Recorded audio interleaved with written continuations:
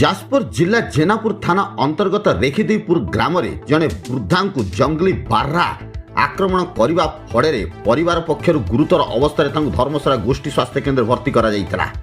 चिकित्साधीन अवस्था डाक्तर मृत घोषणा करथिले। सूचना मुताबक उक्त ग्रामर स्वर्गत राममणि स्त्री शोभामणि परिवा किणी रेखीदेईपुर छकरू फेरुवा समय एक जंगली बार्हा आक्रमण शिकार होते। बार्हा आक्रमण में वृद्धांकर एकाधिक हाड़ भांगी जाइतिला बेले संकटापन्न अवस्था झील धर्मशाला गोष्ठी स्वास्थ्य केन्द्र भर्ती करथिले। चिकित्साधीन अवस्था डाक्तर मृत घोषणा करथिले। सेहीपरि अन्य जने मध्य गुरुतर अवस्था धर्मशाला गोष्ठी स्वास्थ्य केन्द्र भर्ती होइचंती। स्थानीय अंचल जंगली बार्हा रुचि रही बेले ग्रामवासी मन में भयर वातावरण सृष्टि होइछि। आपन परिचय दिंतु।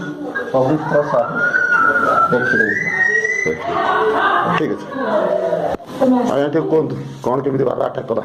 को गोटे 12 वर्ष आसाला आज्ञा जन वयस्क महिला को प्रथम आक्रमण कर मरणात्मक आक्रमण कर आज्ञा मैं एम्बुलेंस डाकी मेडिकल पठेली फरेस्ट डिपार्टमेंट पुलिस की खबर देलु। पुलिस भ्यान प्रथम पहुंचला से भ्यान पछपटे मुझे ठिया से हठात कोठी मारी आसी मत आक्रमण कले।